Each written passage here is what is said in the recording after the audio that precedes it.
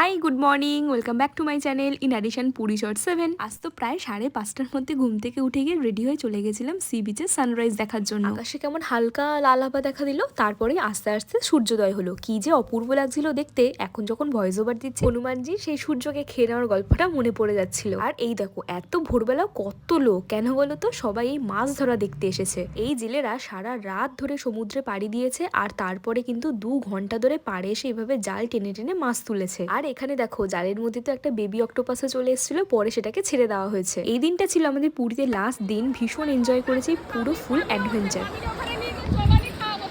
ও মাই god, ওখানে চোয়ানি খাওয়াবো বলে নিয়ে যাচ্ছি আর ওকে ফেলে দেবো এখানে নিয়ে গিয়ে।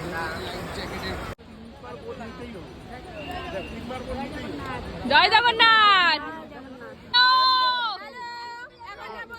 ভীষণ এনজয় করলাম পুরীতে। চলো দেখা হচ্ছে খুব তাড়াতাড়ি পরে একটা শর্টসে। বাই।